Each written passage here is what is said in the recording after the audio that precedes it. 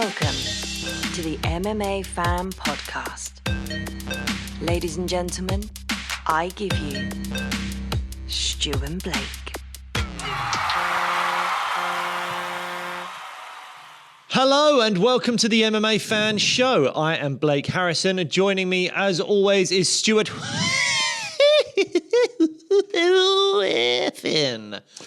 How are you?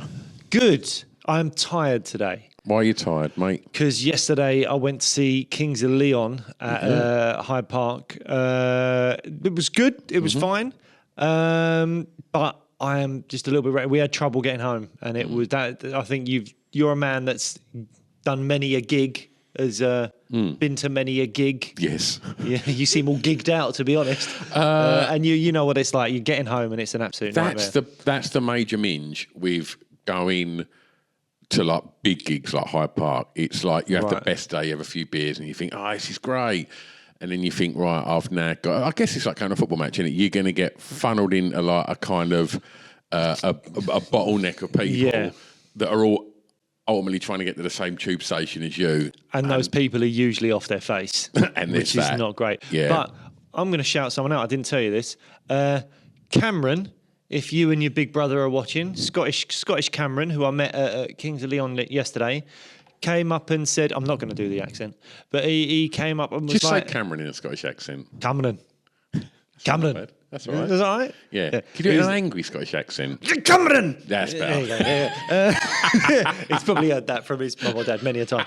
But Cameron, very, very nice lad. Him and his big brother apparently watch the show just before every kind of big... oh, really? Big UFC pay-per-view event, and they watch our preview shows all the time together. And he came up and he said he loved our MMA journalism. I was like, that's very, very sweet. I don't know if we can be called journalists. We're just two idiot fans that can put some cameras together. Yeah. Just about, yeah. So, yes, thank you to Cameron and his brother, and I hope that you watch the post-fight shows as well. It's very, very sweet of you to stop me and say you like the show. Oh, thanks, mate. How lovely. If you missed it, because we didn't release this as an episode, but last week we done a sort of collaboration with Cage Warriors, which you can watch on our YouTube channel. But we streamed live. We were live. We went live, and we picked the fighters that are going to fight in the Cage Fighter. The Cage Warriors prize fighter competition that's coming up soon in the O2. So go and have a watch back, because once we'd finished streaming, it automatically went up on the YouTube channel, so you can watch the fighter picks. We had Brad Walton from Cage Warriors in the studio as well. It was a really cool day, wasn't it? It was a really cool day, and if you have any ideas for stuff that we can, because we are two basically old men that don't know what we're doing with technology.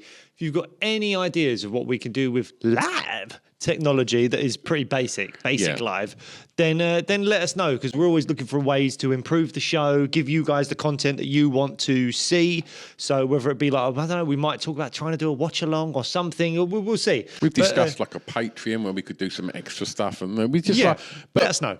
Let us know, because the more you tell us what you want, the more ideas we've got of what may work and what may not. So, also, if you are enjoying the show and you don't mind buying Stu and I a coffee, then hopefully there will be a little link in the show notes, or maybe even Chris has got very good at putting up our little social media things and stuff. Sometimes, if you're watching this rather than just listening to it on the podcast, then you can go onto a little thing to buy me and Stu a coffee, because we need coffees to keep us going. Especially you're tired because you're all gigged out. I got a message. Where was it? Who was it from? Oh, I'm going to try and find it now, and I'm probably not. From Jem. Jem watches this show. Jem sent me a picture of a big order of stuff from Fat Candy. Fat Candy. So he used a discount code, and he went and ordered a load of goodies. Speaking of goodies from Fat Candy, got to the studio this morning. Oh, boy. Big box of new goods. Big box. You can't hear me now.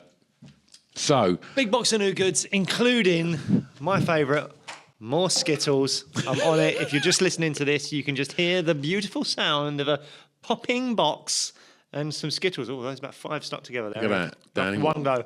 in one. So we've got, obviously, Fat Candy are aware that Skittles are Blake and I's favourite, so we've got a shitload. But check this out.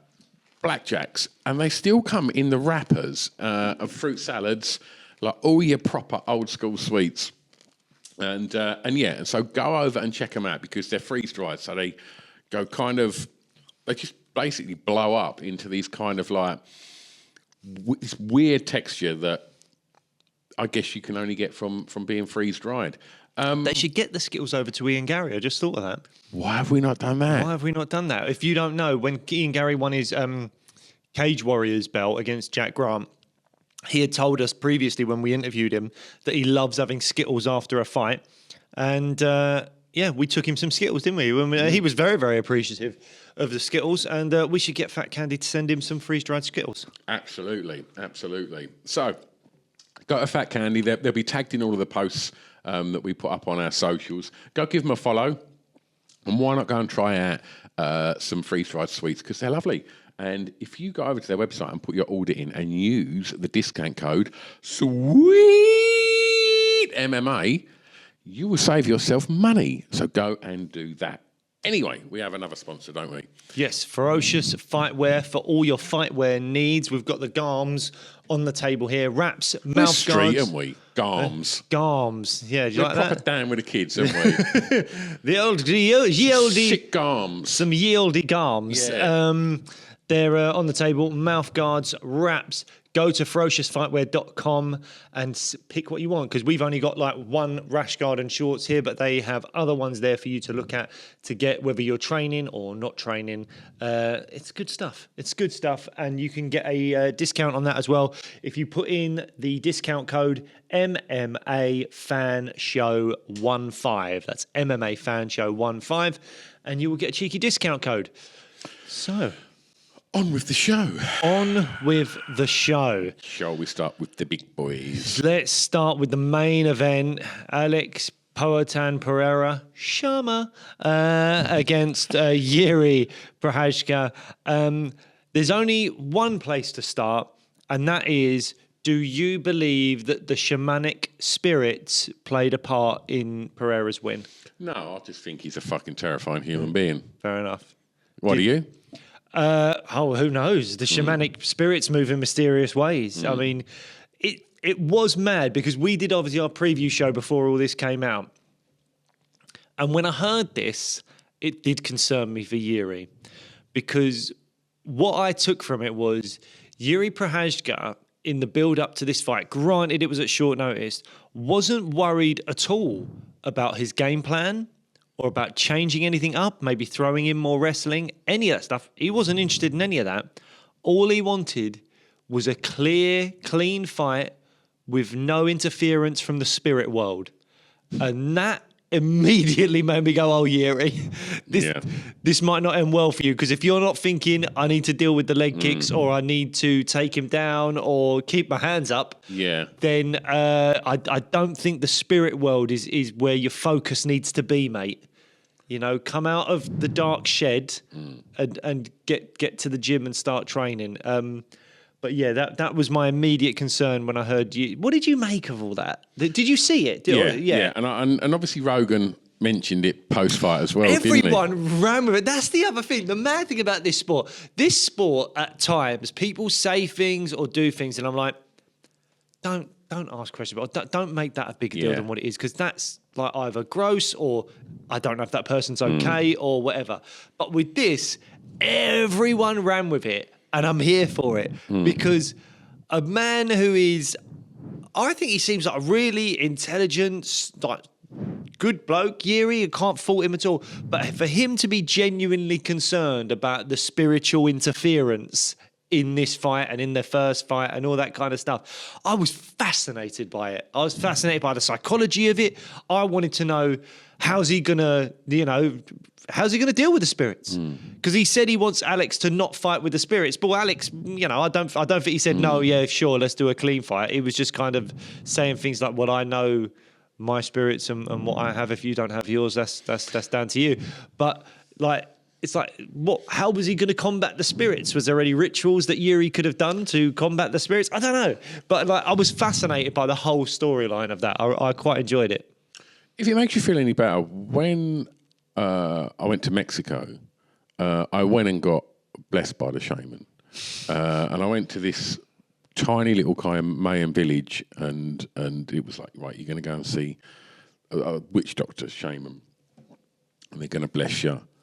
And I come back and I would have gone straight down the gym, and I guarantee that my sparring was still as average or below average as it's ever been. All of a sudden, my left hand didn't become devastating, and my leg kicks were still probably just about getting above a waist. So I got no benefits from visiting a shaman. There you go. Stu Whiffen says it here. Shamans don't work. Fact. Right.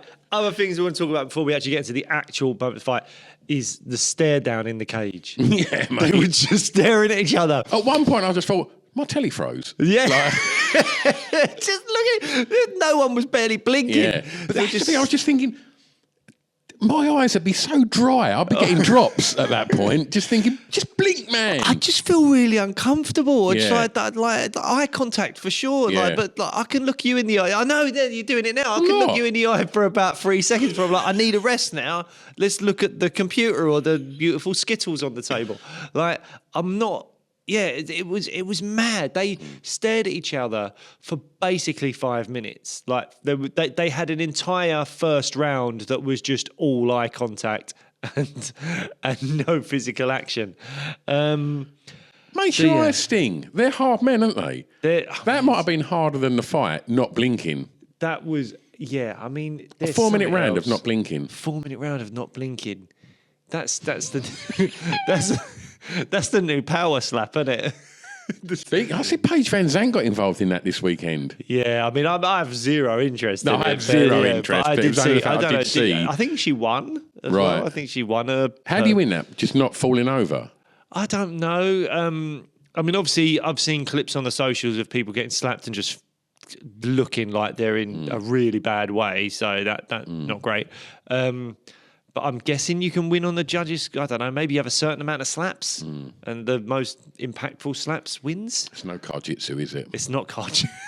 It's not Kajitsu, mate. Blake introduced me to Kajitsu today. I mean, we wasn't practicing it in his motor, but just go and Google that shit because it made me laugh. I bet most people are on it. I reckon you're late to the party. I think I might be. I like the fact that they wear seatbelts, that the safety is really important as well. But that was a key factor. Yeah. One guy undid his seatbelt and blocked the other guy from undoing it so he could get on top of him. And it's like it's crucial bit of tactics there, the seatbelt tactics. Anyway, we are getting off topic. I know. Let's talk about these two big boys. Oh my God. So right now we've got the head kick. Yuri Prochazka getting, just smashed upside the head by Yuri's toe. I did say in the preview show, this is going to be a battle of Pereira's toe and Yuri's chin. But I didn't realise how literal that would be. How ironic that this fight was won with a broken toe. Yeah, when this fight is only because of a broken toe. It's mad, isn't it? You saw him at the end of it trying to put it back in just place. Putting his big toe back in, not like Conor, just I mean, worrying about his little pinky. Yeah, I mean, it's just this. What really surprised me about this as a fight overall was just Yuri just didn't threaten at all. At least we went over this in the first fight. Yuri took him down. Yuri won the first round on all judges' scorecards. And in the second round, he was doing pretty well, other than eating the leg kicks, and that was really affecting his movement a bit. He was doing well, and I think on his way to winning the second round until he just got absolutely done. In this fight, Yuri did nothing. Like nothing. He held him up against the fence for maybe a minute and a half, and that was his best moment. Alex Pereira is clearly worked on little things that needed changing, but also what was amazing is, did you see the chat about where the head kick came from? No. So Alex Pereira reckons his coach came up to him and showed him the video of Yuri warming up. And in Yuri's warm-up, they were clearly working a little bit on trying to get out of the way of the calf kick or something like that. And Alex's interpretation of it was Yuri's timing's all off there, and he's also lowering his hands a lot. So he said he knew the head kick would be there. Wow. So, I mean, that's amazing, isn't it? That he saw him warming up on the videos that the UFC put out there just to get you enticed about the fight and all that. He saw that little bit of warm up and went, oh, that bit. I mean, don't get me wrong. That left hook at the end of the first round was like, I think that was basically it anyway. He kind of bounced back up, didn't he? Going like, what? And it was like, no, you're not all right. But he was obviously sort of protesting. Like that was just a mere flesh wound. But I don't think he knew the round was over because he was calling him down onto the floor. And when he got up, he was all over the place. Yeah, and fair play for him to kind of shake that off as best as he could. But obviously, it didn't take very long in the second round. He was clearly still all over the shop, wasn't he? And shades of Rose Namajunas, Zhang Wei Li won. I think that kind of just switched gear up top in almost like the first strike of the round. It was pretty incredible. Well, look, I guess we can talk about what this means for Yuri in a moment, but I mean, let's just marvel at Alex Pereira for a minute. Oh my God! Because the whole thing of within 2 years what he's achieved is ridiculous. And where is that going to go now? I mean, Rogan obviously pushed him on heavyweight. He's like, yep. Shama. And like, and that. Also, I'm just saying Shama all the time at home now. Like my kids are saying Shama. Like I've got my son. He is such an Alex Pereira stan at the moment. My son, like we talked about him doing the meme. Like doing that. But now, like rather than saying thank you and please to each other, me and my son say Shama. He's like, can I have some mayonnaise? I'm like, what do you say? He goes, Shama. I'm like, Shama. So, I guess there's business happening in the heavyweight division in Manchester. So Tom's fighting Curtis Blades. I guess whoever wins that, what's the next biggest fight? Because let's take John Jones out of the mix because we still don't know anything that's going on there with him and Stipe. And so we do though.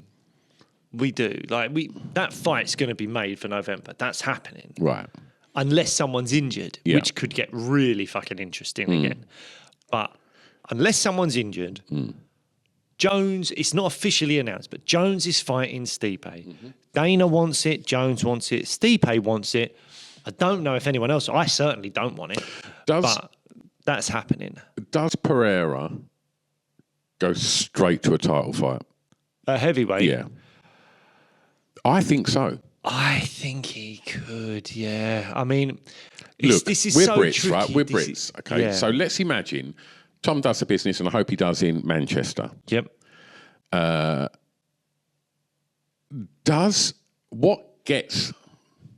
What happens if basically John Jones is like, right, give me a fight, and there's an opportunity to fight Tom Aspinall, or there's an opportunity to fight Alex Pereira. Now, I know what John Jones would want. He'd want Alex Pereira all day long. That's a much, much easier fight than Tommy Aspinall. But do you think the UFC bypasses the interim champ and goes to the former middleweight and light heavyweight champ, Alex Pereira, and go, this is the fight we want, you versus John Jones? Yeah. I think they do, because I think otherwise Jones just retires. I really strongly believe Jones knows Tom's a really difficult matchup for him. And I'm not saying Jones is scared of any human being, but I think he's incredibly protective of his legacy. 100%. Lest we forget, we'll go on and talk about even more than Alex and Yuri, the co-main event and people stepping in and all that stuff and whatever, and short notice fights and all that.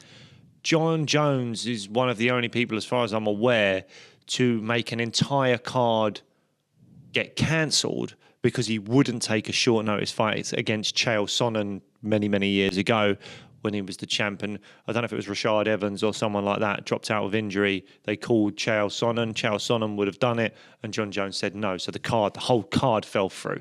And Dana White was furious about it. So I think Jones is smart. He is incredibly protective of his legacy, rightfully so in some ways. But what that means to me is he is not looking at Tom with any sort of appetite to fight him, because if he wins, maybe people go, I wouldn't. I'll be very impressed if he wins at heavyweight. But maybe people don't give Tom the credit he deserves, and therefore it's just another win for John Jones. Mm-hmm. And if he loses, wow, he's been beat. The legacy isn't what it was, all that kind of stuff.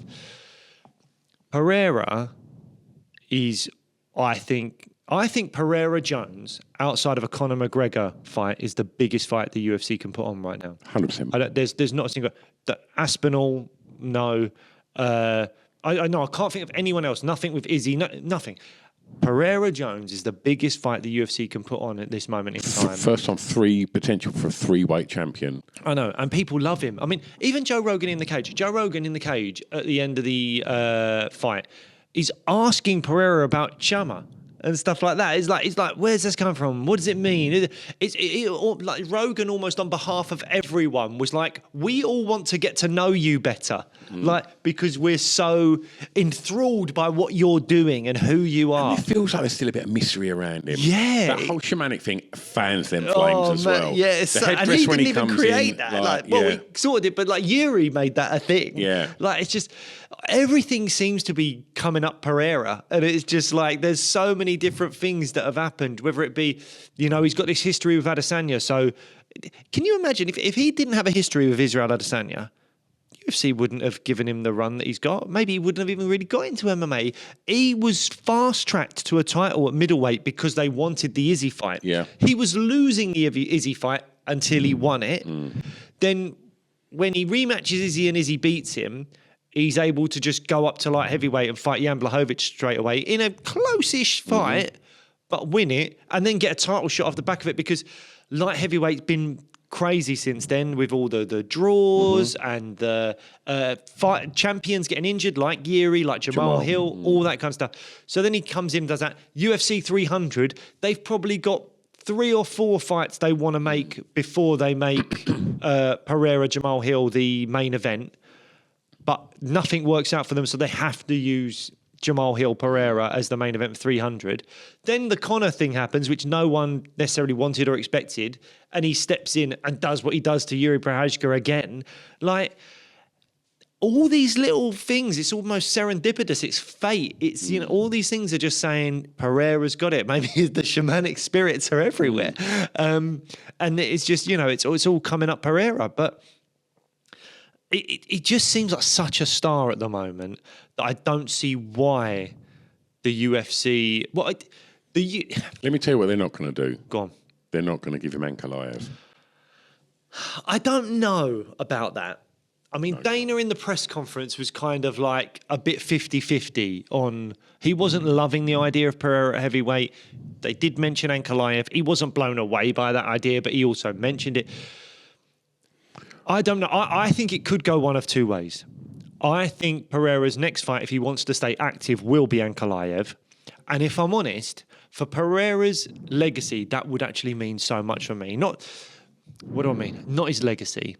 Magomed Ankalaev would be Pereira's toughest stylistic matchup he's ever had in the octagon, for me, by quite a way. And if he's able to do to Magomed Ankalaev what he's done to other fighters, then give me the Jones fight. I want to see it. I'll say, sorry, Tom, I need to see this fight. But until Alex Pereira proves himself against a wrestler in his own weight class, then I've got more appetite for the Jones fight than what I had before this, because the furore around Pereira is undeniable. But I just don't have a huge interest in Pereira fighting any wrestler at heavyweight, because I feel like I know how that's going to go. Until Pereira proves to me he can deal with a wrestler at light heavyweight, then I'll go, I'm all in. Give me Pereira v. Jones. Give me Pereira v. Aspinall, whatever people do. But I really need to see him fight Magomed Ankalaev. It's the right choice. Say Ankalaev wrestles him and gets him out of there. Right? Yeah. Big possibility of that happening. Yep. Oh, what a boring division that'll become again. Maybe, but that's just life. That's just what happens. And if you're Alex Pereira, do you know what you do? You go, all right, well, I was a middleweight champion. I was a light heavyweight champion. Yeah, that was great. I'll go up to heavyweight now and I'll fight Taito Ivasa or Derek Lewis or Cyril Gane. Yeah, any of those guys. I'll fight any one of them. And with one win, I could see myself in a title shot. Like, it's not that bad for Alex Pereira. I think he's such a star now that it sort of doesn't matter. And he's got so much goodwill with the UFC as well, with covering these fights on short notice, that I think, do the Ankalaev thing. Mm-hmm. If he wins that, I give me the Jones fight. I need to see it. Like, I need to see it maybe more than Aspinall. But as much as I want to see the Aspinall-Jones fight, but I really just need to see him fight Ankalaev. I think that's the right thing to do. It's the right fight. But I understand that people are probably listening to this going, that is well boring. I'm not interested in that at all. But for me, that's what needs to happen. Okay. Yuri. Do you care about Jones v Pereira? Do you want to see that fight? Do you have interest in that fight? Yes, I want to see a three-weight champ. And I would love nothing more than to see Alex Pereira knock out John Jones stone cold. I hear you. I mean, don't get me wrong. Do you think that's likely to happen? Like, when that fight's come up, are you like, I'm picking Pereira, he's going to do it? Or are you like, yeah, we're pretty sure how this is going to go? He's no fool, is he? And he chose Cyril Gane for that fight because he knew that's such a winnable fight for me. The guy can't wrestle. I am fucking great at it. So I think he would look at that and think, I'm so much bigger than him. And I could wrestle him. But make no mistake, that power that he's got in that left hand, without him throwing kicks in the mix as well, he's fucking terrifying. Yep. I'd like to see it. I'd like to see it 10 times more than I'd ever like to see him fight Stipe. Yeah. Like, does anyone care about that fight? I don't think so. Like, I really don't think so. Stipe hasn't fought in 4 years, and the last fight he had was getting knocked out by Ngannou. I think so many people that have got into UFC in the last few years through fighters like Pereira, through fighters like O'Malley, they probably don't even know who Stipe Miocic is. Yeah. Yeah. And they're probably not that excited about John Jones because they've only seen him fight Cyril Gane. Obviously, everybody regards Jones as, being one of the best, if not the best, to ever do it. But I guess like you say, if you've got into this sport in the last 4 years, you probably give no fucks about that fight. No, unless you're taken in by the media furore and the Dana White saying the greatest ever heavyweight versus the greatest of all time. If you're taken in by that, then you're probably going to be excited about it. Once the media machine kicks in, everyone will be because they'll whip you up because they're good at it. But this isn't John Jones versus Stipe Miocic circa 2018 or whatever. This is John Jones versus This is Pacquiao Stipe versus Mayweather when. It's not even that. When no one wanted it. It was done. Yeah, if Pacquiao had been a firefighter for the last 4 years and not a boxer.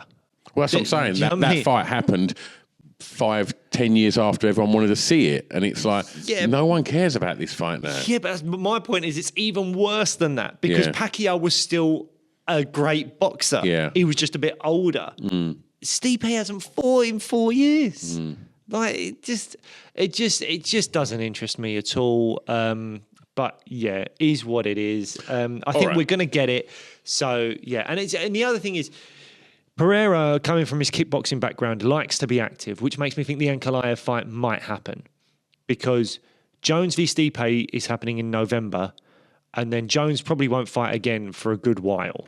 So what's next for Yuri? There's a few options for Yuri. A holiday? Well, that's the thing. Does Yuri need to sit out for a bit? And I would say probably yes. If he sits out for a long time, him versus Jamal Hill could work because Jamal Hill's injured and he's out for a long time.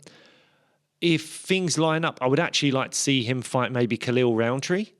That's a good fight. Someone like That's that. a great shout. That could be a really good fight to really test how good Khalil Roundtree is. Do we know how long Khalil's out for? I think his suspension ends in August, but I'm not exactly sure. But again, I have sympathy for Khalil Roundtree because he was suspended rightfully because he had something in his system, but Khalil Roundtree noticed something, made the free sports drugs, whatever it is, aware of it. So like he didn't pop. He said, "Oh no, there's this thing in this supplement. Am I all right to take this?" They said no. He's like, I did take it, and they're like, "Well, you have to be suspended." Then he's like, "Oh, so sorry." Like I feel for Khalil Roundtree. But so that could be a good fight. So it all depends on that. Jan Blachowicz has also had a shoulder injury for a while. So and at one point, Jan Blachowicz, Jiri Prochazka was meant to be the kind of like European light heavyweight. Both had been champions. Like that was a fight that we were going to get that would look very exciting. Poland versus Czech Republic. That's also a fight that could make a lot of sense. So Yuri's got a lot of options. I think. I do worry for him in terms of just like I think he's going to struggle coming back from this a little bit.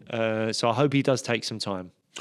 Look, I mean, this whole card has fallen apart and been put back together, then fallen apart and been put back together. And I think as we was going into to Saturday, we thought, right, okay, it's all happening. We watched Ortega in the ceremonial weigh-ins, and then as the show starts, we're told on 3 hours' notice, obviously Ortega's got a fever, I believe, and he's injured, and then we get told Dan Ige gets that message. How did you find out about that? I was at work. Yeah. And I got a message from my mate Jamie that installed me Sky saying Ortega's out. And Dan Ige took it. And I was like, what? Then I went online. And rather than taking care of the 600 people in my club, I thought this is way more important. What is going on with Dan Ige? And then I see that screenshot of the message that Dan Ige sent Hunter. Oh yeah, mate, fucking badass, man. Yeah, I actually took when I found out later, I took a screenshot of that to send to you, and I forgot to send it to you. So we have it on the thing. But the picture this though, I'm with. Kerry's got up by this point. I got up at 6. Oh, sorry, we haven't spoke about this. So you watched it in the morning? Yeah, I got up at 6. I watched the first 3 fights of the main card. Kerry, by this point, is downstairs with me, and I think Lorcan was up as well. And I'm watching the fights. I watched Diego Lopez come to the ring. I've obviously fast-forwarded a lot of things. So Diego Lopez walks to the ring. You were still expecting Ortega to walk out? The lights dimmed. Amazing. The lights dimmed. And I was like, why are they dimming the lights for Ortega after what he messed about with the whole weight thing? Because now it's a 155 fight. Well, I'm not. Is he that popular, Ortega? Ugh. And then I see Dan Ige. And I just went, what? What's happening? What's going on? And I was freaking out. I was like, I don't get it. What's going on? And obviously I can't go on socials because it'll give away. Yeah. So Kerry had to go online for me and find out. She was like, where should I look for it? I was like, oh, check out this website. Check out that. And she went and she was like, yeah, this Dan Ige's taken the fight on 3 hours. And she was like, Dan Ige has taken the fight on 3 hours. I was like, what the fuck? So I'm watching it, expecting Ortega to walk out, and I see Dan Ige. I was completely bamboozled. Yeah. I had no idea what was going on. It was so weird. And Two obviously things. Then found out. Go on. Right. We're all talking about props to Dan Ige. But what an opportunity to also endear yourself to fight fans, endear yourself to the UFC, and just take an opportunity to be a co-main in such a massive event. Brilliant. Props to fucking Diego Lopez, man. Because I've since read, right, that he could have said, I'm not fighting anyone else, and still got paid. He would have still got paid, he tweeted. So he had nothing to gain. But he said, like I've always said, I'll fight anyone, anytime. I think what we saw there was absolutely fantastic. We saw Diego Lopez fight, dangerous hands of Dan Ige, a completely different fighter to Brian Ortega. And you've seen Dan Ige, who's fighting in a month, was meant to be fighting in like a month's July time or something? 20th, Right, yeah. okay. Yeah. So he was in shape, but Yeah. not like... Come on. And he hadn't been training for this. But what I thought was interesting was when they said that could be in his favour insofar as there's no nerves, there's no like sleep No the night sleepless before. nights, Like, yeah. you know, it's just like, fuck, right, let's go. Yep. And anything else you want to say about that before we talk about the fight itself? There's a few things I want to talk about. Oh, okay. I want to talk about Brian Ortega. Right. What's going on there, man? Because the reason the fight has been pulled out is apparently he had a temperature. He was ill just a few hours, obviously, before the fight. But when I'm hearing Dana White talk about it at the post-fight press conference, he was saying like, Joe Rogan was saying, there's something wrong with Ortega. He didn't look right. I thought he didn't look right. And they weren't talking about it from a physical level. The way they were talking about it, Dana White said something like, I don't know if he's got some personal problems or something like that. So, like, it wasn't just an illness. Like, there was something else going on there. And I don't necessarily... I'm apprehensive about lumping him in with Kelvin Gastelum because he's apparently been ill. But there's something not right for me there that Diego Lopez, let's really talk about what Diego Lopez went through.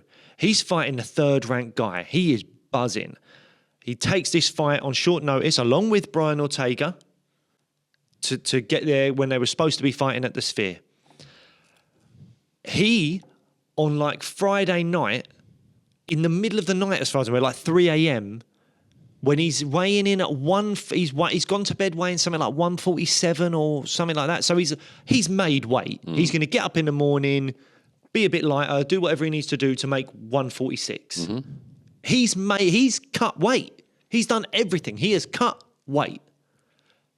Then he gets his sleep disturbed by getting a call in the middle of the night. Brian Ortega can't make it. He's got to do 155.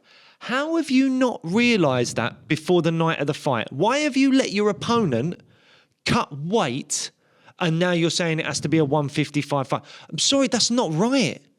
That you must have known earlier. So in my opinion, you've known earlier and you've gone, the later I leave it before I tell them, the more advantage I have. And if I tell them just before I go to sleep, they will wake him up or something like that. Do you know what I mean? Like, that, it just seems wrong to me. If that's what happened, we're speculating here. If that's what happened... slightly. I think we've heard some truth to it. That's a dog move. I mean, look, we don't know exactly what's happened, but from what I'm piecing together, that seems to have been the state of it. Like, we don't know why he didn't realise earlier that he wasn't making weight, but it's then been made a 155 fight. Yeah. So then they weigh in again at 155. And it could very well be the case that Diego Lopez has completely cut weight, then had to rehydrate to get back up to like 155 or whatever they have to do for that. Ortega, on the other hand, maybe has barely tried to cut weight past 155, so he's on the mark and all right. Then, with just hours to go, he was told, I think also Diego Lopez said, well, can we do it at 150? And they've gone, no, 155. So then he's gone, fuck it, I'll do that. I'll take him on at 155. Done. So already a bit of a gangster move from Lopez. Then he gets the call that Ortega's out. I'll fight anyone, whatever, bring anyone in. Then he finds out it's Dan Ige, and not only is it Dan Ige, but through no fault of Dan Ige, who's an absolute legend for taking this fight on 3 friggin' hours' notice, he has to make 165. So he's weighed in 3 times. The emotional distress, cutting all that weight back up and all that kind of stuff. Fighting the third-ranked guy to fighting a guy that I think's ranked behind him. The sleepless night, the interrupting of his sleep if he's getting the phone calls in the middle of the night saying that, it needs to be 155. Is he dreaming? Because he can't dream, believe, and make it happen. Exactly right.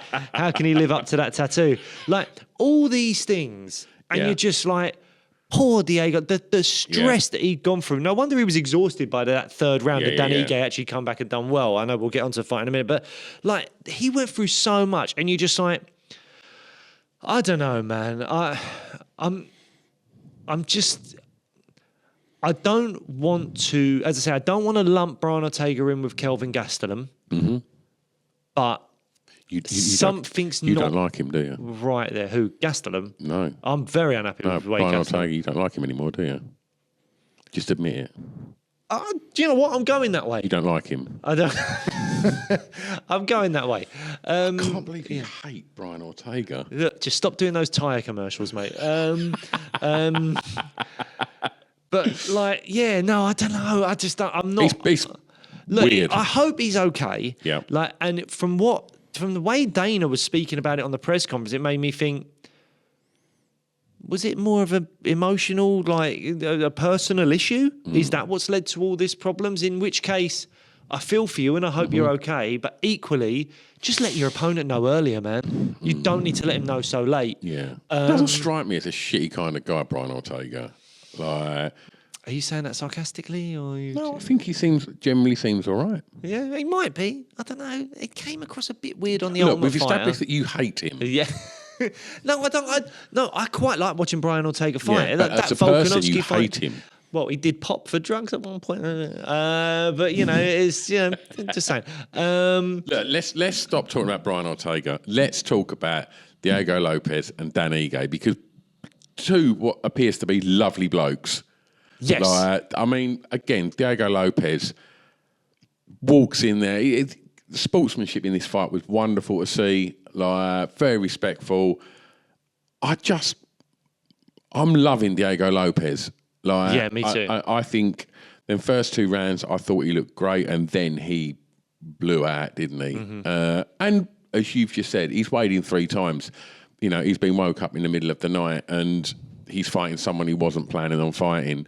But props to Dan Ige in that third round. Like, yeah, man. You'd think that he'd be the one blowing, because he's just took this on 3 hours' notice. What was he doing 6 hours ago? You know? Yeah. What was he having for breakfast? Like, you wonder. And yeah, it's quite amazing. Latest, the most short notice replacement ever, and I can't imagine we'd get close to that again. I mean, maybe they would.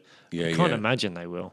But yeah, fantastic, and it just shows that these people are cut from a different cloth, and it's like, let's just do it. And a lot of fighters say anytime, any place, anywhere, stuff like that. These two, certain fighters prove it, and that is amazing. I mean, I like the bit at the end where both teams got together for a joint photo as well. That was really, really nice. Both guys also saying they want to fight at the Sphere. So if Lopez were to fight at the Sphere, who do you give him? I don't know. Do you think that the Ortega fight could happen still? I don't know, man. I don't know what's going on with that. Maybe. If it can, then great. And if Ortega comes in and makes 145, then I'm sure all will be forgiven. Maybe he'll come out. So maybe he's like, this thing has happened in my personal life. And we'll all go, that sucks. I hope you're okay. Take the time and come back and hopefully you'll be better and all those kind of things. But I just don't know. Sorry? Josh Emmett? Josh Emmett could be a fun fight. I'm trying to think where people are ranked now. Some people are talking about redoing Movsar Evloev. I don't know if that's fair on Evloev or not to really do that. What's Evloev done? He's just come off the win over Arnold. Exactly, the win in air quotes over Arnold, but a win is a win, I guess. Were you shaking your head at? I just said it wasn't a win. Yeah. Oh, what you just? Oh, yeah, no, yeah. I thought you'd say piss at me. No. But yeah. So I don't know. I'm just trying to pull up the rankings now. Yair Rodriguez. I don't know if he's got a fight booked. He's ranked 4th. Who did I see that Yair was fighting? I'm sure there's a fight in the pipeline for Yair. Is there? Right, well, I will do a bit of Googling and work that out. But I think there's definitely options for Diego Lopez. But I think he should be given a reward. You know, a what? Aljo? That is a really interesting fight. I've never thought of that. I'll sort of want to see him get someone ranked a little bit higher than that, because I kind of feel like Lopez with this moment has they're going to help him out. I think he's earned it. So I can see them doing something like that. Yair Rodriguez is not booked to fight anyone. So okay. Yair Rodriguez. And again, there's that, the Sphere is going to be that kind of Mexican Independence Day type vibe, the Noche UFC thing. So maybe there's a world in which Yair versus Lopez, who's Brazilian but fights out of Mexico, is a really, really good fight for them on that card and is kind of on brand with the UFC Noche kind of thing. So that would maybe make a lot of sense. Absolutely. Smith Delize? We do need to talk about Smith and Delize. I've not got much to say about it. Fuck all to say about it. It wasn't a great fight. It wasn't a great fight in terms of like, this fight should never have been made. Like, what a shame. I was interested in Jamal Hill versus Carlos Ulberg. I thought that was a really fascinating fight. I was interested in Carlos Ulberg versus who came? Oh no, it was Jamal Hill, Khalil Roundtree, wasn't it? Jamal Hill, Khalil Roundtree. That was a great fight. That turned into Jamal Hill versus Carlos Ulberg. Another interesting fight. Then it was Ulberg Smith, which would have been, I think, a really interesting fight as well. Yep. And then it was Smith Delize. And I think by the time you've got to Smith Delize, I'm just like, oh, don't bother, guys. Just Delize now talking about being ranked 10th in 2 weight classes. Yeah, sure. Like, okay. I can't see you doing much at light heavyweight. That fight doesn't make anybody think, oh, I can't wait to watch him fight again. No, and don't get me wrong. Like, I actually quite like Roman Delize. I thought he did really well against Was it Marvin Vettori that we saw him fight in London? And I felt like maybe he was slightly hard done by. I think he won that fight. Yeah, so he's a good fighter, Delize. I like him, but this fight wasn't great, and it just. Yeah, it didn't make me overly excited about seeing him at light heavyweight or anything. I think he'll probably just go back down to... This is just a fight that happened. There was nothing really at stake. Takes him and to now 13 we move and on. 3, right? Anthony Smith is now down to 37 and 20. I mean, we'll get on to retirements that happened that night. Anybody want to see Anthony Smith fight again? I still would watch him fight Ulberg because I think I'm interested in Smith being that kind of Magny role. Yeah. The gatekeeper, like any young guys you got coming through, like a Carlos Ulberg, give them to Anthony Smith. And if he beats Anthony Smith, we go, right, well, you definitely need some proper top 10 guys then. And if they can't beat Anthony Smith, it's like, well, let's calm down. If you can't beat Anthony Smith, you're not a top 10 guy. And I think that's it. And maybe if Anthony Smith has 2 or 3 challenges that, of youngish guys coming through, and they smash him every time, then maybe you go, you haven't got it anymore, mate. Sorry, you need to just do your great analyst job at the desk, do your podcasting stuff, and make your money and have a happy life, hopefully. Yeah. But fighting's maybe at this level just a step too far. But I'm not ready to kind of shut the door on Anthony Smith just yet. Macy Chasson versus Mayra Bueno Silva. Oh, we're looking at a very, very nasty image of Bueno Silva's cut. Credit to her, though. She ran straight over to Dana White after the fight had been stopped and was like, they shouldn't have stopped this. I'm good to go. Like, I can keep fighting. And apparently Dana was like, no, you got a massive cut on your head. I think you could also see Dana going, please don't get that in my suit. Yeah, he reckons he had blood in his suit, but he said he had blood in his mouth, which is pretty gross. So, yeah, I mean... It's a shame this could have been, given the fight that Mayra Bueno Silva had against Pennington, and given Chasson's kind of mixed bag of results lately, I was thinking this could be a pretty dull fight. And it was great. Yeah. I really enjoyed the fight. It's such a shame it was stopped by that cut. Yeah. I think Bueno Silva was won that first round for me. 100%. Really dominating well in the striking. There was definitely a noticeable difference in power. Knees to the body, uppercuts to the body, was really landing well. And it was such a shame that the fight sort of got taken away from her. I mean, it's her own fault for getting taken down and elbowed in the head. But you just think she could have carried on and kept fighting. But I can understand that was a very deep cut and, the fight had to be stopped. Oh, that cut was ridiculous. Yeah. I'm sure she would have wanted to have carried on and would have carried on, but you got to save the fire from themselves sometimes, haven't you? And when that needs stitches, I mean, they're a beast of a cut.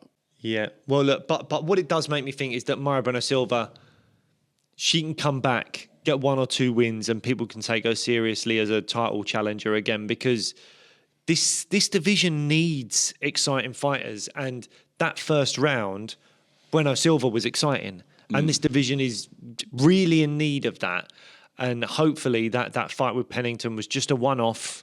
It won't happen again. And, you know, as we say, she won that first round in this fight, and who knows how things would have gone had the fight continued. But yeah, we'll have to wait and see. But I do think Bueno Silva could still be someone to watch in this division.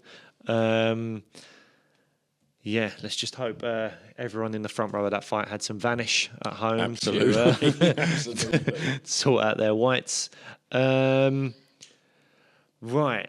We've got to talk about some former guests of the show now. So we're going to talk about two-time former guest of the show, Ian Garry, versus the first person we ever recorded with in the new studio, which was the lovely human. That is Michael Venom Page. This was the fight I was most excited about on the card. I was more excited about this than the Pereira fight, I'll be honest. But did you feel this fight delivered?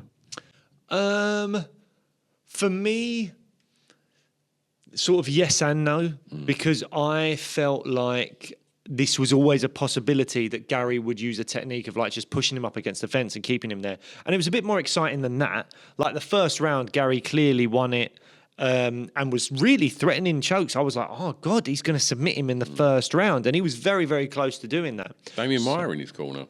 Yeah, brilliant. And so that was exciting. Then round 2, I felt like as much as with an MVP fight, I think what happens is there's not always all-out striking action, but there's tension. He don't waste shots. He could bounce in at any moment and land something and knock someone out. So I'm always watching an MVP fight, and even though there's not a huge amount of action going on, I'm watching it with sort of like holding my breath a little bit because something could happen at any moment. And I think that's exciting, and I think that's great. And he did land. We've got this image here we've got with us of MVP landing a right hand on Ian Garry, and just his jaw. I mean, the chin on Ian Garry, if you're watching this on YouTube now, you can see on the wide shot, we're kind of zooming in on it, and then you zoom back out and you see what Gary's face looks like taking that shot.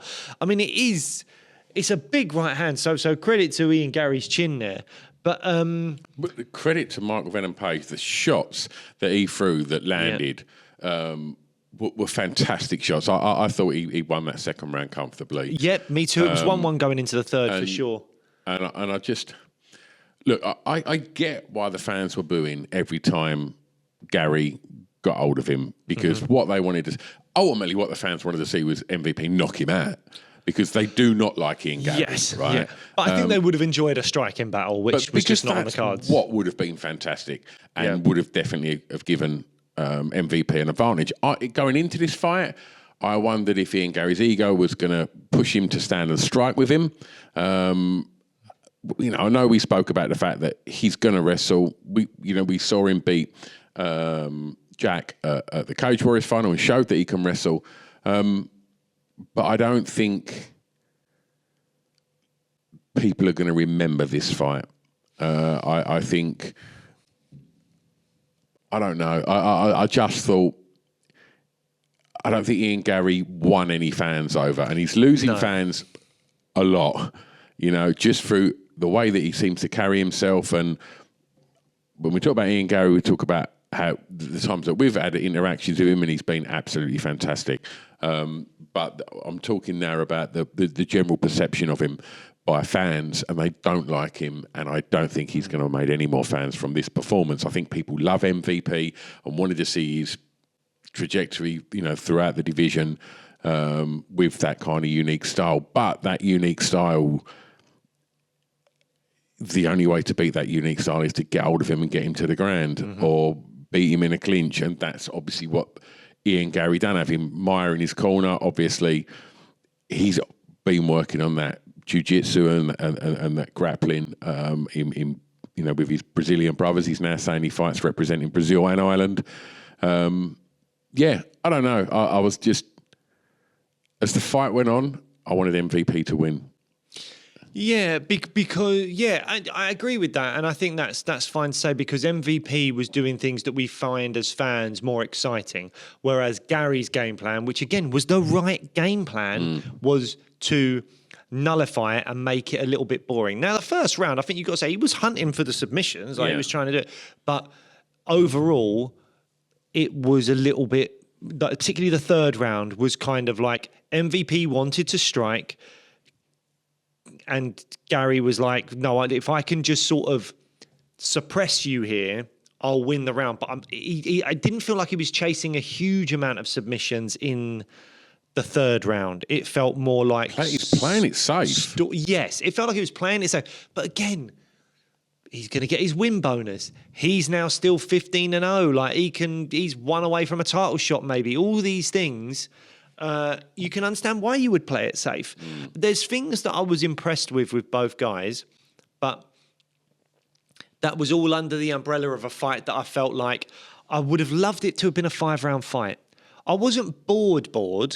I was like, oh, this third round's not as exciting as I wanted it to be. And also the manner in which the fight was won wasn't overly exciting. It wasn't overly threatening. It was kind of...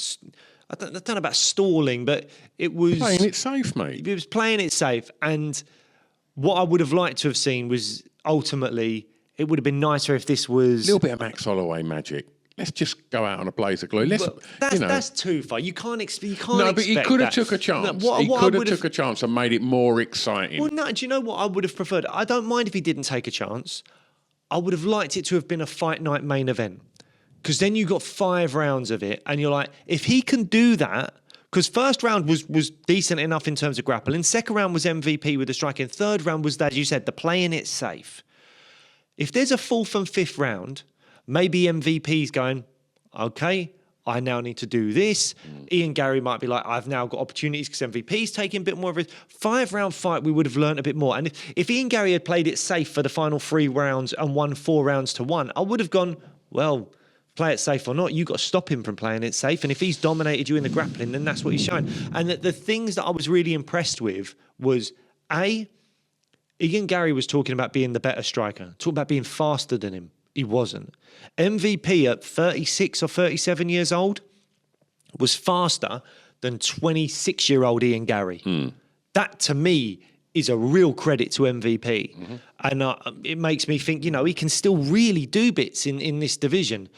But Ian Gary showed how well-rounded he is. Like, we haven't seen Gary's grappling in the UFC, and he's shown it now. And don't get me wrong, he's not a great grappler yet, but he's good enough to suppress MVP, who his whole career has been about defensive grappling. We know MVP's not locking up a triangle choke, but he's pretty good at not getting submitted. And Gary was able to just kind of stall him, nullify him, all these kind of things. And I think you've got to give Ian Gary credit for that. I know it's not fan-friendly, but you've still got to give him credit as a fighter for that. The other thing I give Ian Gary a lot of credit for is he hasn't come out and gone, I'm going straight for the belt. He's not moaning too much about Colby anymore because Colby seems to be running scared of that or whatever Ian was saying. He's talking about Shavkat. And I'm like, 15-0 against 18-0. And you're now going, I want to fight Shavkat. I'm like, hell yeah. That's fantastic. Good on you. Like, that to me is, if you fight Shavkat, that is an undoubted number 1 contender fight for me. And the winner of that will be undefeated, will have just defeated an undefeated opponent, and without a shadow of a doubt should be fighting for the belt next. So I like the call out. I like him talking about Shavkat and taking his O and all that kind of stuff that he was saying in press conferences. Well, who else is there? Jack Della Maddalena is injured. He's not going to fight Gilbert Burns. Colby don't want the fight. But Usman's there? Maybe it's... Well, I mean, unless Usman goes middleweight, I don't know. He's number 1. So he's, Colby, but he could have really doubled down on the Colby thing. But what after that performance, could he? Yeah, why not? I think it was a very average performance. So I think calling out Shavkat is the fucking gangster move at that point. I don't think it was an average performance. I think it was a mature performance by a 26-year-old. I think it was a well-rounded performance by a guy we haven't seen be well-rounded yet. We've just seen his striking. I agree with you in that first round. Second round, he lost. Third round, nah, man. It was a winning performance. He won. Yeah. But as a performance, I didn't think it was very good. I just thought it was quite uninteresting to watch. He wasn't trying to win. He wasn't trying to win in that third round. He was, though. He absolutely was. He wasn't trying to finish him. No, he was trying to win, and he did that. He tried to win just by nullifying the fight. But that's what the fight is. I understand that, they're the parameters within which he and everyone steps into the octagon. Is it going to adhere here? What's the word I'm looking for? Is it going to make him fan favourite? No. Is it going to make Dana White come out and go, he's fighting for the belt next? No. Yeah. Why not? Why is he not? Why did he not think, right, okay, maybe it's one apiece. I've just sat on him for the last 3 minutes, 2 minutes to go. Because he wanted to win. Why? Yeah, because if he does what you do, he gives MVP a chance of winning. And he was like, no, I'm too smart for that. I'm not going to give him a chance of winning. I'm going to do this. And all right, I'm not going to be the fan favourite that everyone talks about after this. But when the history books look at it, I've got a win over MVP. Only 2 other people have done that, I think. What if he would have done something spectacular? He could have got that title shot. Yeah, but then he could have lost, and then he's 14-1, and everything But you said changes. in the last show, if he loses, it's not the end of his career. He's still really young. But it doesn't matter. You're right about that. But I'm not Ian Gary. I'm not his family. I'm not the one benefiting from that win bonus or being a champion in this weight class and go fighting for the belt within his next 1 or 2 fights. Yeah, it's a different thing. Like, as a fan, would I have wanted him to really attack the submission more and give MVP a chance to get up? Yes. As a fan, would I have wanted him to be on the feet and play around with MVP? Absolutely. But I can totally understand why he's gone down the path of least resistance and he's now walking away and say, 15-0, 2 paychecks. I've beat this guy. Give me the next guy. It's perfect business. If you're in his camp, you're loving it. You're loving it. Who is in his camp? No one knows. Every time he's got different cornermen. I see him talking to Gilbert Burns afterwards, and he was just like, Gilbert Burns, I miss you, man. And he's like, well, he's clearly not there anymore. Well, no, he's moved to shooter box now, isn't he? Shooter box, but he's like, how long is he going to be there for? Well, that's interesting. The way he talks about it is he seems to have found his new home. Because he was very nomadic up until then, wasn't he? He was very nomadic, and that's fine. I mean, up until as recent as within the last year, he's been at Renegade. He obviously was at Killcliff before that. I can't think of where else he's been, but he's been plenty of places. But he seems to have settled at Shooter Box. Obviously, his wife's Brazilian. His kid is Brazilian as well. So... yeah, if that makes sense for him, it's probably a lovely lifestyle. He's trained again. He's already a very, very good striker. He's not MVP level of striker, and I think we saw that. But he's still a very, very good striker. And the thing that's going to make him a champion is really improving his grappling. And he's chosen to be there with Damian Maia, with Charles Oliveira, and with people like that at Shooter Box that have got a great reputation for creating champions, sparring hard, all that stuff. Great. Yeah. Go for it. All right. Did we fall out just then? I don't know. I felt like we had a bit of a heated debate. Don't talk to me anymore. We never really do that on this show. We had a proper heated debate about it then. Quite enjoyed myself. Right. I don't think there's much else to say. You hate me and Brian Ortega. I hate you more. Joe Pyfer, Marc-Andre Barriault. Oh, mama. Joe Pyfer coming off that loss to Jack Hermanson, and didn't he put it right? Marc-Andre Barriault, the fight barely started, did it? He just landed a huge right hand to the temple. 1 minute 25. He landed a huge right hand to the temple. Marc-Andre Barriault was stumbling around a bit. I think he caught another shot that was maybe round the back of the head, a bit reminiscent slightly of Conor Poirier in the featherweight division, where it almost looked like the elbow had slightly caught him on the back of the head, but not his fault. It wasn't his intention. And then Barriault sort of dropped down to his knees, and I almost felt like he didn't need the last shot. Not that it was Joe Pyfer's fault. It all happened very quickly. I'm not blaming the ref because, again, it all happened quickly. I don't think the ref could have got in there in time. But I'll tell you who wouldn't have thrown that shot, Khalil Roundtree. Khalil Roundtree would have stood over him with the hammer of death and just been like, no, I show mercy. Yeah. Joe Pyfer was like, fuck mercy, and just uppercutted him while he was on his knees. Joe, fuck Murphy, Pfeiffer. He just, uppercutted him while he was on his knees, and Marc-Andre Barrios just fell flat onto his face afterwards. It was a brutal He's still down, apparently. KO. I mean, I'm not surprised. Yeah. That was brutal. Called Paul Craig. For the love of God, I hope Paul Craig doesn't take that fight. I don't want to see him take that fight. I really like Paul Craig. I don't want to see him fight Joe Pyfer. Paul's not ranked at the moment, is he? I will have to check. I don't think he is.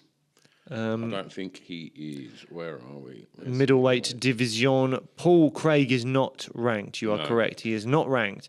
And Joe Pyfer is also not ranked. Why call for Paul Craig? Because he's a name and he's very beatable for someone like Joe Pyfer. I hate to say it. I love Paul Craig. I would love to see Paul Craig grab hold of Joe Pyfer, take him, pull him down into his guard, lock up a triangle, and that's all she wrote. That'd be lovely. I would love that. I would be rooting for Paul Craig from minute one to the fight's over. But I look at that fight and I look at the power that Joe Pyfer has, and I'm very concerned for Paul Craig, and therefore it's not a fight I would like to see. Yeah. No, that's a strange call like that. I don't think it is. I think he's already had a chance at a ranked guy. He's moving up slowly. I think he's young, Joe Pyfer. So he's called out a guy that is a name and is beatable. And then he gets two wins under his belt. And then he can go for someone in the middleweight division that's a bit higher ranked, like, I don't know. Hernandez. Fluffy Hernandez, or, a Chris Curtis, or a Roman Dolidze, maybe. Who knows? So we will have to see what happens there. What else?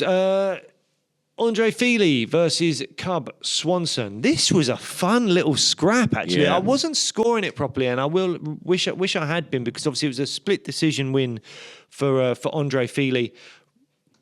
Fili won the first round, I thought, relatively comfortably. Yeah. The third round, Swanson was all over him. Fili looked like he was getting tired, and I was really thinking Swanson could really do something here. It's round two that is the interesting one, and I can't remember enough about it. I think in real time I did give it to Fili. I thought he won that fight, you could tell. Yeah, but I also appreciate that. I think it was close, because I think Cub was landing more in the second round, but I felt like Fili's strikes just had a little bit more on them. They were a bit more impactful. So in real time, I gave it to Fili. But it was very, very close. Had the scorecards come up Cub Swanson, I wouldn't have been complaining. Sure. So it was just one of those really close fights and a good fight. So, no problem with that. You've got a picture up of Peyton Talbot, who was absolutely phenomenal. For 19 seconds. I mean, he does look like he could be someone special, doesn't he? Yeah. We said after the last fight he had, I can't remember who he beat in the... Cameron Simon, who's a decent fighter in it, and he beat him quite comfortably. Peyton Talbot looks really good. And he's got something about him where he seems like quite level-headed, intelligent, like he knows what he's doing. He's got something about the interesting kind of circle tattoo thing going on his back and torso. Like I don't know. 25.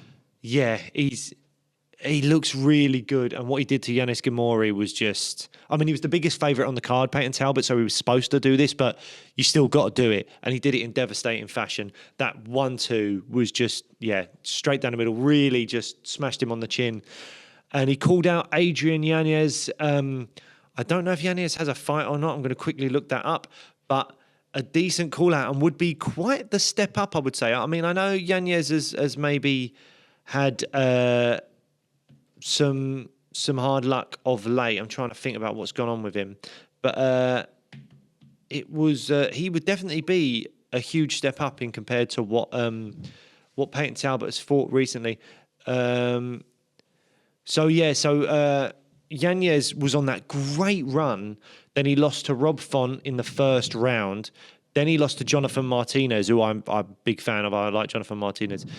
Then he got a win. He got one back against Vinicius Salvador with a first-round KO. So, great call-out. Yanez, I don't believe, is ranked, but he's a sort of name. People in the know him.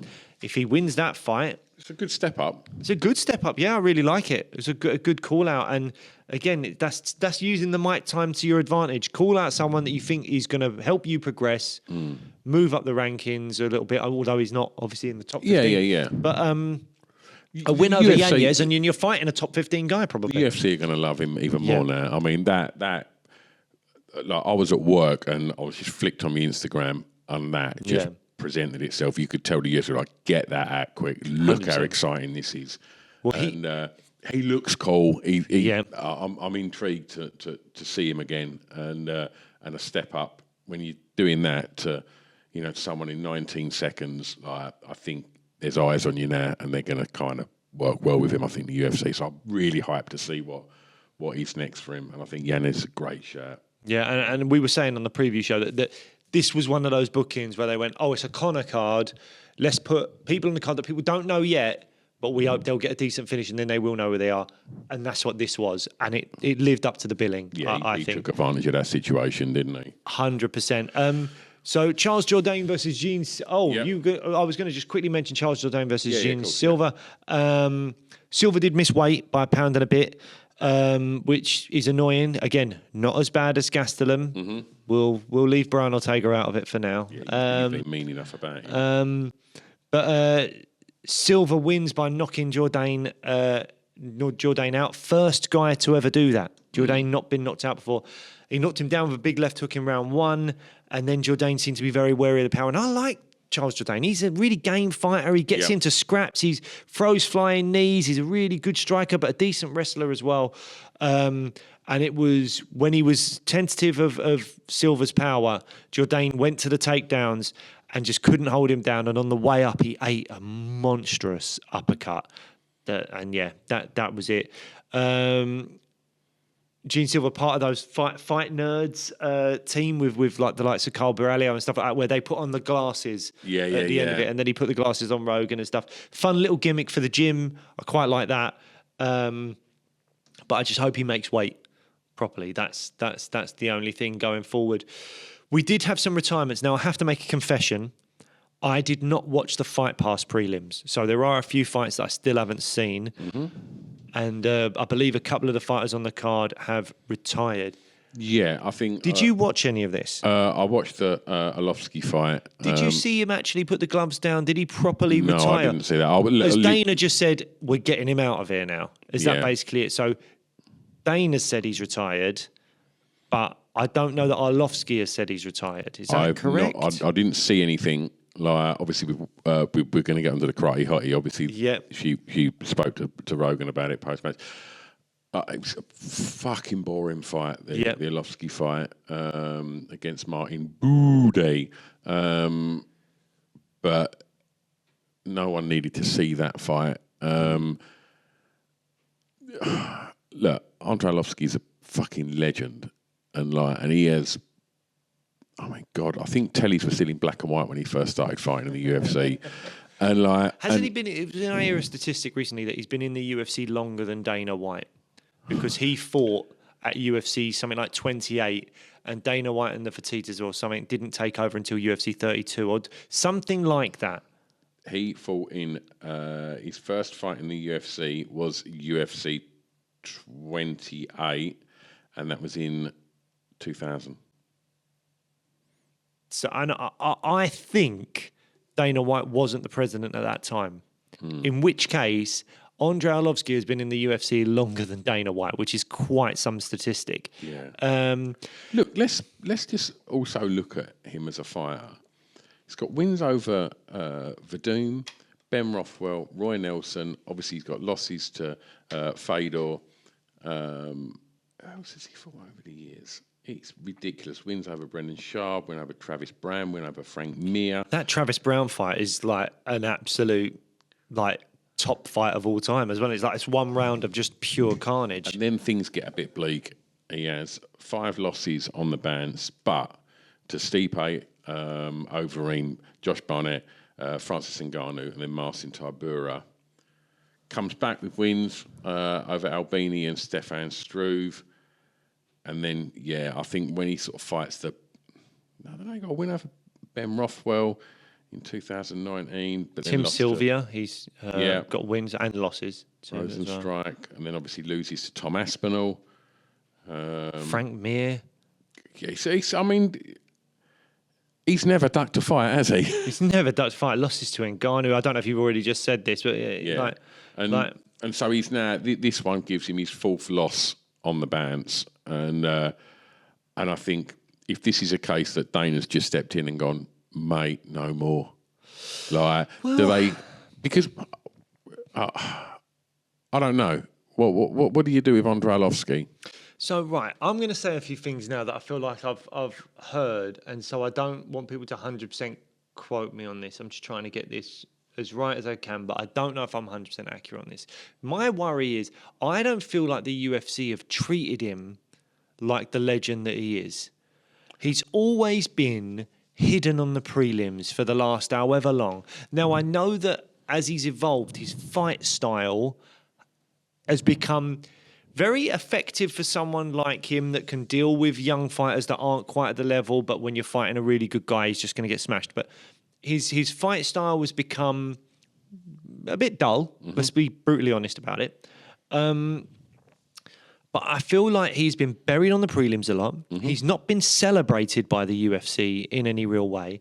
And I have a small memory here of, and I think I'm right, and I'm going to try and find this now. But I think he fought and was a UFC champion. And did he leave as the UFC champion to another organization? Now, I might be wrong in saying that, but that's what I feel. Or he left the UFC under slightly difficult terms, because I know he's got like a win over in the UFC 55. He's got a win, and then he goes on to other. No, hang on, sorry. UFC 82. He won against Jake O'Brien, and then the next fight is in Affliction, fighting Ben Rothwell and Roy Nelson, then in Elite XC, and then he stayed in Strike Force as well. Yeah, he fought Fedor in Affliction. But I felt like he might have like left with the belt at some point or something, and then the UFC were really unhappy with him about it. Right, I'm not sure. Maybe he's clearly, obviously. But that would maybe, what my point is that if that is what happened, then maybe that's why Dana has been maybe not wanting to promote him quite so much. Or now maybe Arlovsky was probably on a half decent contract because he's been around for such a long time and was a former champion. Maybe he is someone that was on really good money but was on a really long contract, so the UFC had no choice but to go, we've got to keep giving him fights because we're contracted to, and he's going to keep earning good money, but they want to get rid of him as soon as possible. So now maybe he has fought out his contract, and the UFC have gone, right, bye. But with the UFC sometimes doing what they do, they're saying he's retired, they're not saying, oh, he's out of contract. I don't know. I really want to look this stuff up about how he left the UFC, because I feel like I've heard that before, but maybe I'm wrong. Yeah, I think it's. I don't think anyone. He's. How old is he? He's 45. Yeah, I mean, I don't think anyone's going to be like, oh no, you got to keep fighting.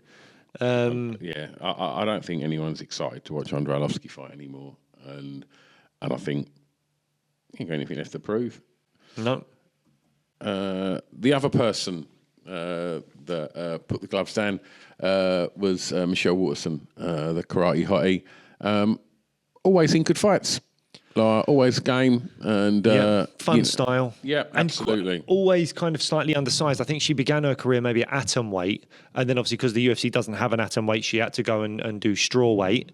And so was always slightly undersized, and also like a Wonderboy Thompson or an MVP, she was traditionally a kind of karate point fighter type striker, and she had to really learn to grapple, and she ended up getting to a point where she did grapple a bit and utilize that in fights a little bit more as she's got a bit older. But yeah, really great career. Notable wins: Paige Van Zandt, Courtney Casey, Felix Herrig, went over Angela Hill, but seems to sort of come up short when fighting the likes of Joanna, Carla Esparza, Rose, Marina Rodriguez, Amanda Lemos. I mean, all of her losses are legit. Yeah. Are legit fighters. And the video content she puts up with oh God,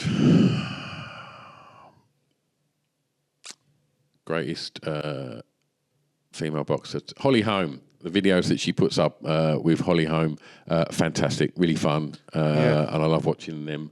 Do you know what I always loved? I always loved what she would do if she had like an open workout where she would do that kick thing, where she would get someone to stand not far from her. And I don't know what they call it. It's not an axe kick because it's going around. It's like is it a crescent kick? Yeah, the crescent kick thing. And she gets closer and closer and closer to the person until she's almost like nose to nose with them, but can still somehow throw a crescent kick without knocking them out and hitting them and stuff. It's really impressive. Should we try that afterwards? Yeah, sure, that's good. I'm just limbering up now. Let's just have a load of fat candy Skittles, just get absolutely charged up and just see if we can crescent kick each other's heads off. I'd probably just end up kicking you in the stomach. I probably wouldn't be able to get my leg up that high. You'd probably get a calf kick out of me at best. Yeah. Oh, fantastic. Yeah, props to Michelle Waterson. Always in good fights. And she bleeds as well, doesn't she? Like, when you've seen her get sort of smacked up a little bit, she's tough as they come. Did you want to talk about the Ricky Simon fight? I didn't see it. Yeah. So, no. Okay. No, well, before we get to the show, Ricky Simon. Yeah, no, it's just thing. I haven't seen the fight past prelims yet. Yeah. I've heard that it was a decent scrap. That is one thing. So he's game, isn't he?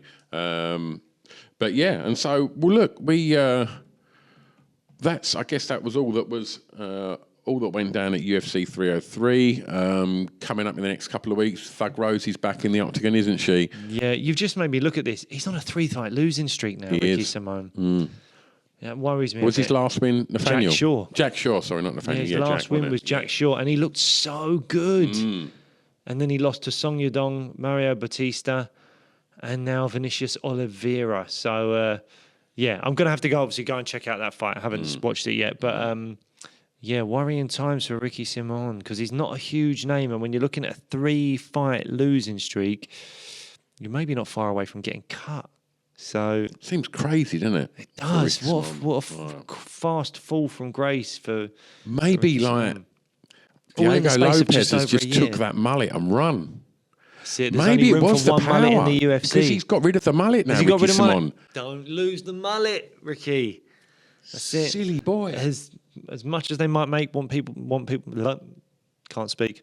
Must say people may want to dry heave. Mate. Too many Skittles, man. As much as you may want to dry heave by looking at a mullet, you got to keep that mullet. Yeah, you got to keep it. Dream, believe, and make it happen. That's it. That's a great way to end the show. Thank you, guys. We'll see you next time. Bye.